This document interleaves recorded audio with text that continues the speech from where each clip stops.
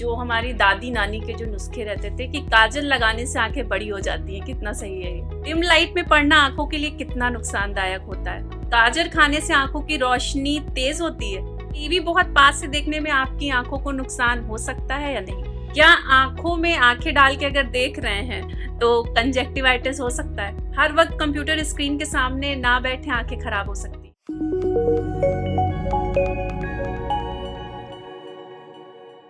नमस्कार दोस्तों, सेहत पॉडकास्ट विद सौम्या में आपका स्वागत है और मैं हूं सौम्या शुक्ला। एक कहावत है, दांत गए तो स्वाद गया और नयन गए तो जहान गया। ये आंखें ही हैं जो आपकी दुनिया को रोशन करती हैं। इसीलिए आंखों के साथ थोड़ी सी भी लापरवाही आपके जीवन में अंधकार ला सकती है।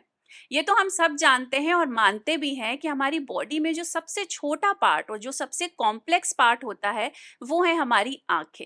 इसके बावजूद सबसे ज्यादा लापरवाही हम अपनी आंखों के साथ करते हैं। अभी तक तो आपको ये पता चल ही गया होगा कि आज का पॉडकास्ट है आपकी खूबसूरत आंखों के बारे में। और इस पॉडकास्ट में हम वो सब जानने की कोशिश करेंगे जो आपके लिए जानना वाकई जरूरी है। और इसके लिए आज हमारे साथ मौजूद हैं सीनियर आई सर्जन डॉक्टर मुजाहिद। तो डॉक्टर, बहुत बहुत स्वागत है आपका आज हमारे पॉडकास्ट में। Thank you. सबसे पहला सवाल जो मैं आपसे जानना चाहूंगी आंखों की बात शुरू करने से पहले, कि आपकी आंखें आपकी वाइफ से कब चार हुई थी, उसके बारे में कुछ हमें बताना चाहेंगे? काफी पुरानी बात है जी। एक मेरे कॉमन फ्रेंड थे, उनके थ्रू मेरी उनसे मुलाकात हुई थी। वो एक रेडियो में काम करती थी एज आरजे। तो उनसे बातचीत शुरू हुई, हमारे कॉमन इंटरेस्ट थे। मुझे गाना गाना पसंद था, उन्हें गाना सुनना पसंद था। तो इस तरह से हमारी दोस्ती हो गई और फिर ऑब्वियसली जी, अच्छा, आपको गाना गाना पसंद है, हॉबीज में थोड़ा सा गाना वाना? जी जी जी हाँ। अच्छा ठीक है, आप शुरू करते हैं। तो पहला सवाल हम आपसे लेंगे कि भारत में सबसे कॉमन जो आंखों की समस्या है वो क्या है और इसे कैसे रोका जा सकता है? सबसे कॉमन जो आंखों की समस्या की अगर बात करें तो वो रिफ्रैक्टिव एरर होता है, जिसको हम हिंदी में दृष्टि दोष कहते हैं। जिसका कि एक्चुअल ट्रीटमेंट चश्मों से किया जाता है, चश्मे दिए जाते हैं। बहुत ही कॉमन प्रॉब्लम है, इधर बढ़ती भी जा रही है। कोविड के बाद से स्क्रीन टाइम बढ़ गया है, बच्चों का भी और बड़ों का भी बढ़ गया है। तो इससे क्या हो रहा है, चश्मे के नंबर बढ़ते जा रहे हैं, लोगों को दिक्कत होती जा रही है। और इससे बचाव का तरीका ये है कि स्क्रीन टाइम लिमिटेड रखें जहाँ तक हो सके। ज़्यादा टाइम ना उस पर बिताएं और रेगुलर चेक कराएं आँखों को। बहुत बार क्या होता है कि प्रॉब्लम होती है पेशेंट को, वो ये बात समझ नहीं पाते हैं कि हमें दिक्कत हो रही है और उसको वो कंटिन्यू करते रहते हैं विदाउट ट्रीटमेंट। उसमें नंबर और कॉम्प्लेक्स होता जाता है, बिगड़ता जाता है, दिक्कत बढ़ती जाती है। तो प्रॉपर चेकअप भी बहुत जरूरी है। अच्छा, यही सवाल है कि मेरा आंखों को लेकर हमारे देश में देखा गया है लोग बहुत ज्यादा लापरवाही करते हैं, जबकि ये हमारी बॉडी का एक बहुत ही सेंसिटिव पार्ट है जिसकी देखभाल करना बहुत जरूरी है। तो इसके लिए आप क्या कहना चाहेंगे? देखिए, आंखें सबसे अनमोल हैं, ये तो सभी लोग जानते हैं। जी बिल्कुल। केयर बहुत ही मिनिमम करते हैं लोग, इग्नोर करते हैं, हेल्थ को ही इग्नोर करते हैं और आंखों को सबसे ज़्यादा इग्नोर करते हैं। इसका कारण ये हो सकता है कि शायद लोगों को नॉलेज नहीं है, अवेयरनेस कम है, लोगों का जो सोर्स ऑफ इंफॉर्मेशन है वो भी गलत होता है। मिस इन्फॉर्मेशन लोगों के पास ज़्यादा होती है। उनको लगता है कि अगर एक बार चश्मा लग गया तो फिर उतरेगा नहीं, और चश्मा लगाएंगे तो एक सोशल स्टिग्मा भी एक तरीके का है कि हम अच्छे नहीं दिखेंगे या लोग मजाक उड़ाएंगे, कुछ ऐसा चीज़ें लोग सोचते हैं। इस वजह से लोग बचते भी रहते हैं। तो इन सब चीज़ों को दूर करने के लिए मेनली मुझे लगता है अवेयरनेस बहुत ज़रूरी है। गवर्नमेंट के द्वारा, संस्थाओं के द्वारा, स्कूल्स में ये अवेयरनेस फैलाना बहुत ज़रूरी है। अच्छा, आपको क्या लगता है कि लाइफस्टाइल और खान पान जो है आजकल का, वो हमारी आंखों पे इम्पैक्ट डालता है किसी भी तरह का? बिल्कुल डालता है, क्योंकि आपकी आंखें आपके बॉडी में हैं। बॉडी जितनी हेल्दी रहेगी, आंखें भी उतनी हेल्दी रहेंगी। अगर आंखों की इन पर्टिकुलर बात करें तो जितने भी विटामिन्स हैं, जितने भी न्यूट्रिशन है, जितना आप लेंगे उतना आपके लिए बेहतर होगा। तो जितना रिच डाइट होगा, ऑब्वियसली जंक फूड कम होना चाहिए, फास्ट फूड कम होना चाहिए। वो चीज़ें करने से आपका न्यूट्रिशन बेहतर होगा। जी। अच्छा, जो शुरुआती लक्षण होते हैं किसी भी सीरियस प्रॉब्लम की आंखों से रिलेटेड, वो क्या होते हैं, उनको कैसे पहचानें? देखिए, वैसे तो हर बीमारी का अलग एक स्पेक्ट्रम होता है जी। सिम्टम्स का।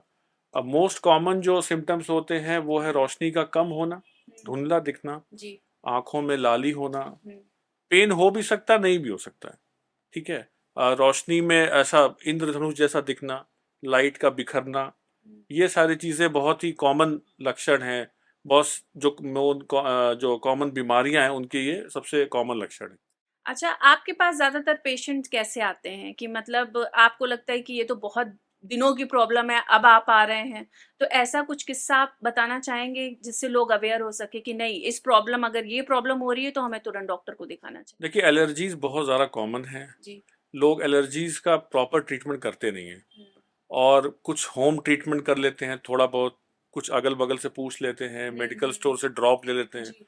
एलर्जीज का प्रॉब्लम ये है कि अगर आप उसको प्रॉपर ट्रीट नहीं करेंगे, बीच में ट्रीटमेंट छोड़ देंगे, तो वो बढ़ जाती है। हुँ, तो समस्या कम नहीं होती और बड़ा रूप ले लेती है। तो अक्सर हमने देखा है कि एलर्जी से लोग परेशान हैं, वो कुछ भी आँख में डाल लेते हैं, हुँ, गुलाब जल डाल लेंगे, कुछ लोग घी डाल लेते हैं, हुँ, शहद डाल लेते हैं। तो ये कोई ट्रीटमेंट नहीं हुआ। आप प्रॉपर अपने स्पेशलिस्ट से मिलिए, उससे बात करिए, अपने सिम्पटम्स बताइए, अपना लाइफ़स्टाइल मॉडिफ़िकेशन करिए, जी। तब जाके एक्चुअली आपका ट्रीटमेंट का वो फाइनल आपको रिज़ल्ट मिलेगा। जी, जैसे आपने अभी घी की बात करी, शहद भी लोग डाल लेते हैं। तो क्या पानी लोग जैसे धूल-मिट्टी गई तो हम लोग अक्सर कहते हैं कि मुँह धुल लो ठंडे पानी से या नॉर्मल पानी से। तो ये कितना सही रहता है आँखों के लिए? देखिए, अगर आँख में कुछ चला गया है, जी, मिट्टी चली गई है, मच्छर चला गया, कीड़ा चला गया, तो आप पानी से धुल के उसको निकाल सकते हैं। जी, मेरा मानना है, या अगर साइंस की तरफ से बोलूँ, तो रेगुलर बेसिस पे पानी आँखों में नहीं डालना चाहिए। जी। कारण ये है कि एक तो पानी दूषित होता है, जो हुँ, टैप वाटर होता है, हाँ जी। तो वो इस लायक नहीं है कि आप उसको आँखों में डालें। हुँ, दूसरा क्या है कि आँखों में ऑलरेडी भगवान ने ऐसा सिस्टम बना रखा है, आँसुओं का ऐसा सिस्टम है, प्रणाली है, कि जो आँखों को क्लीन करती रहती है जी। और बचाती है एलर्जी से, ड्राइनेस से, इन्फेक्शन से बचाती हुँ, है। तो जब आप डेली बेसिस पे पानी उसमें डालेंगे, तो एक्चुअली आप उसको धो दे रहे हैं, जो उसका सुरक्षा कवच है। ओके। तो ऐसा करने की ज़रूरत भी नहीं, मैं वही कह रहा हुँ, हूँ। पानी इस लायक भी नहीं है और ज़रूरत भी नहीं है, तो अननेसेसरी पानी नहीं डालना चाहिए। मतलब आँखें अपने आप अपनी जो है सुरक्षा खुद करती हैं। एग्ज़ैक्टली, खुद जी। क्लीन होती रहती हैं। जी। अच्छा, अगर हम बात करें इस फ़ील्ड के अचीवमेंट्स की, तो कौन-कौन सी नई तकनीकें आई हैं, कौन-कौन से नए तरीके आए हैं, ट्रीटमेंट आए हैं इंडिया में जो इस टाइम अवेलेबल हैं? देखिए, अगर रिफ्रैक्टिव एरर की बात करें, जी, चश्मे की बात करें, जी, चश्मा हटाने की बहुत सारे नई टेक्निक्स आ चुकी हैं। जी, अब किसी को चश्मा अगर नहीं पसंद है तो डेफ़िनेटली वो ऑप्ट कर सकता है। बहुत ही अच्छे ट्रीटमेंट्स हैं, बहुत ही अच्छे इसके रिज़ल्ट्स हैं। सबसे लेटेस्ट में कॉन्टूरा लैसिक हम लोग बोलते हैं उसको। ओके। उसमें लगभग -10 तक का पावर हटाया जा सकता है। हुँ, उससे भी लेटेस्ट एक टेक्नीक है जिसको सिल्क का नाम देते हैं। जी, वो और भी बेहतर है, उसमें रिकवरी टाइम और कम हो जाता है और चश्मे का पावर हटा सकते हैं। तो चश्मा हटाने के लिए सबसे लेटेस्ट टेक्नीक है जो अब भारत में यूज़ हो रही है, कुछ सेंटर्स में, हमारे लखनऊ में भी है, हुँ। हमारे अपने सेंटर में भी है। तो बहुत अच्छे रिज़ल्ट्स हैं। अच्छा, हम अपना विज़न वापस पा सकते हैं इन हाँ, ट्रीटमेंट से। चश्मे का नंबर हटा के आप बगैर चश्मे के साफ देख सकते हैं। ओके, अच्छा तो लगभग कितना खर्चा आता होगा इन ट्रीटमेंट्स में अगर हम बात करें तो? देखिए, सेंटर टू सेंटर वैरी करता है, ओके। शहर पे वैरी करता है। हुँ, लगभग 90,000 से 1 लाख के आसपास खर्चा आता है, दोनों आँखें एक साथ हो जाती हैं। ओके। अच्छा, अगर हम रेगुलर चेकअप्स की बात करें, लोग बाकी बॉडी पार्ट्स का तो सब टेस्ट वगैरह करवा लेते हैं, लेकिन आँखों के बारे में वो नहीं सोचते हैं। तो इस बारे में आप क्या कहेंगे कि लोगों को रेगुलर चेकअप कितना ज़रूरी है आँखों के लिए? प्रॉब्लम होती है कि लोग रेगुलर चेकअप के नाम पे सिर्फ़ ऑप्टिकल शॉप पे चले जाते हैं और हाँ। चश्मा लेके आ जाते हुँ, हैं।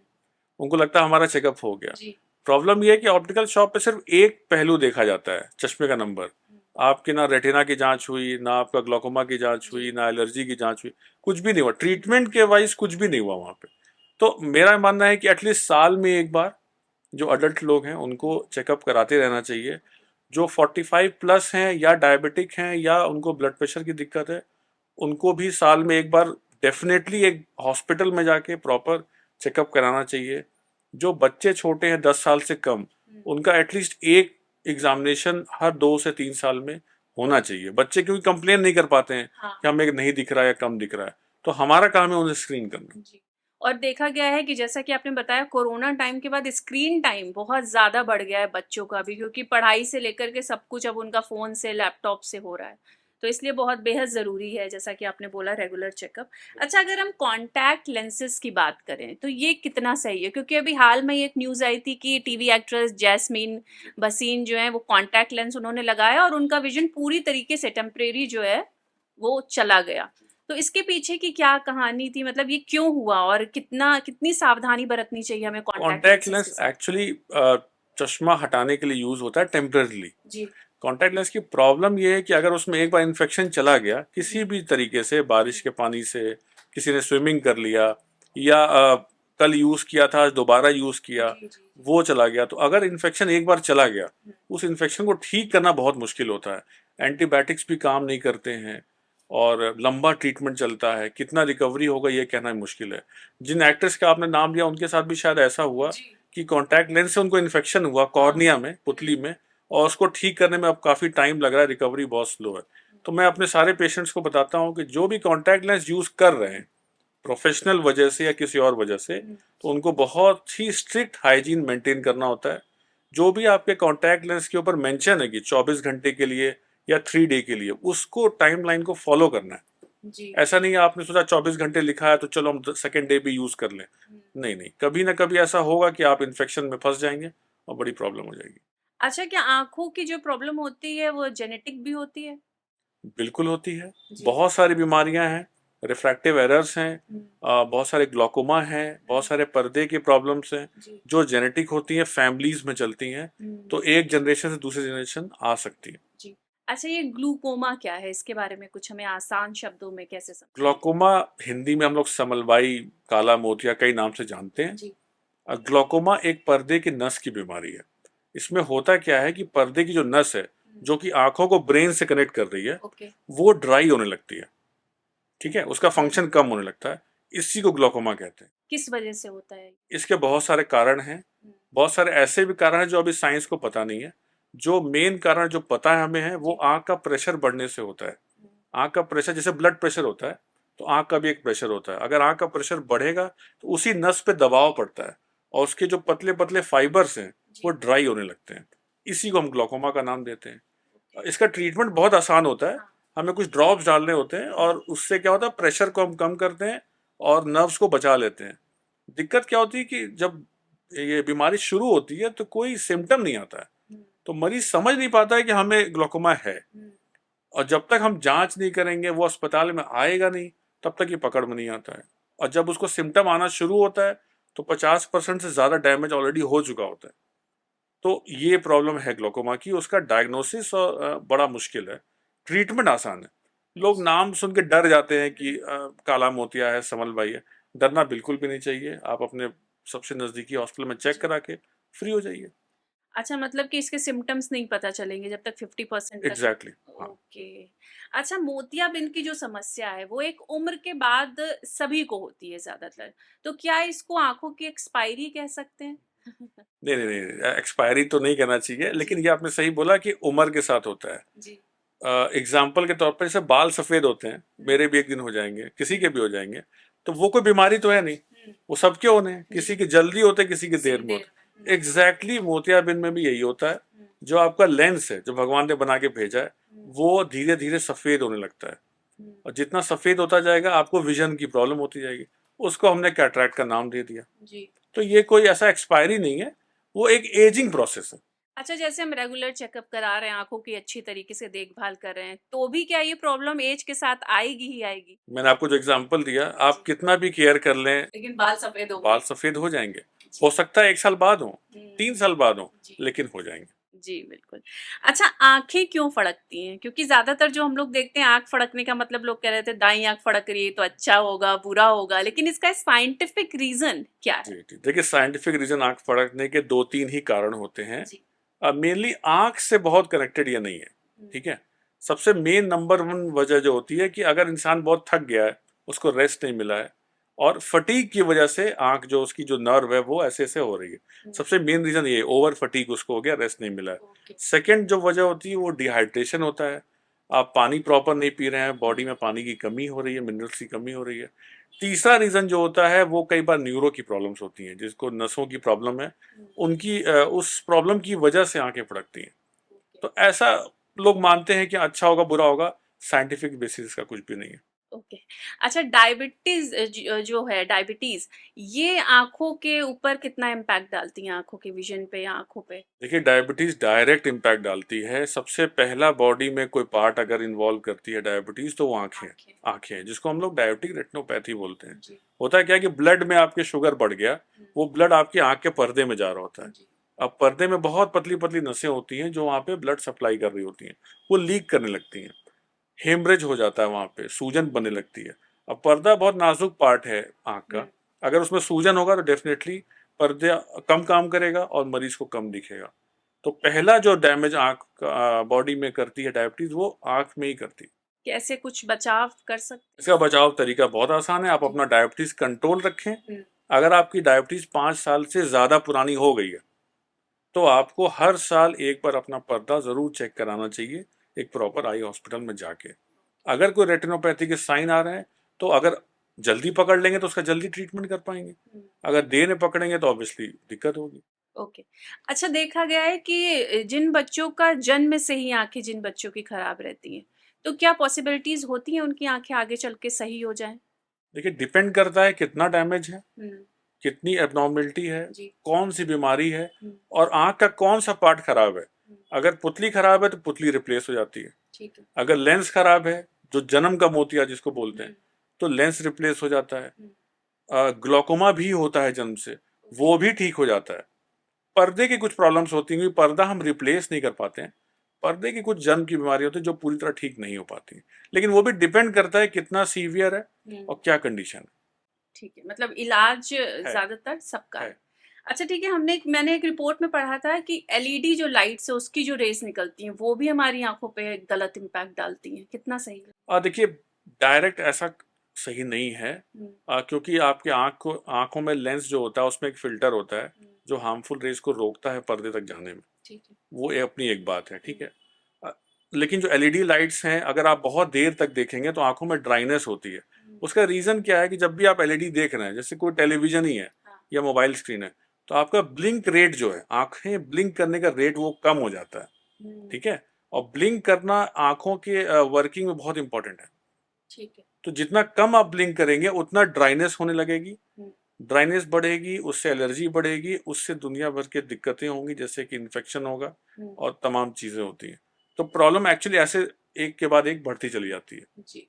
अच्छा, आंखों की कुछ एक्सरसाइजेस भी होती हैं जो लोगों को करनी चाहिए? आंखों की एक्सरसाइज, देखिए, डिपेंड करता है कि कोई अगर आंख में प्रॉब्लम है, जैसे कुछ स्क्विंट होते हैं, भैंगापन जो होता है, हाँ। उसमें हम लोग कुछ एक्सरसाइज बताते हैं पेशेंट्स को। अगर भैंगापन बाहर की तरफ है तो उसकी एक्सरसाइज अलग होती है, अगर अंदर की तरफ है उसकी एक्सरसाइज अलग होती है। वो करने से वो अलाइनमेंट जो आंख का वो ठीक होने लगता है।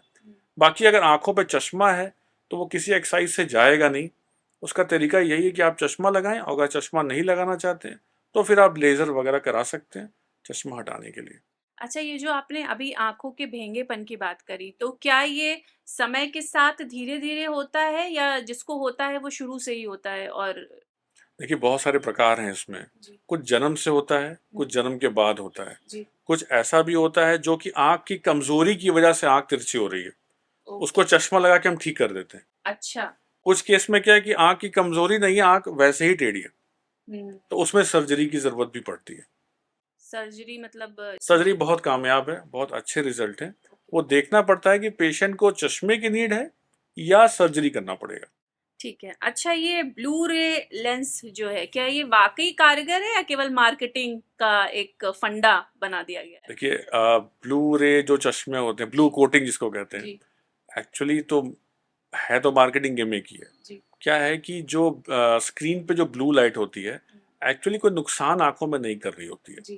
ब्लू कलर जो है, भगवान ने हमें ऐसा बनाया है कि ब्लू कलर हमारी आंखों में पड़ता है तो हम अलर्ट हो जाते हैं, हम जाग जाते हैं, हमारा बॉडी अवेयर हो जाता है। जब नीला आसमान हम सुबह देखते हैं तो हमें लगता है दिन हो गया, तो हमारी बॉडी अलर्ट हो जाती है।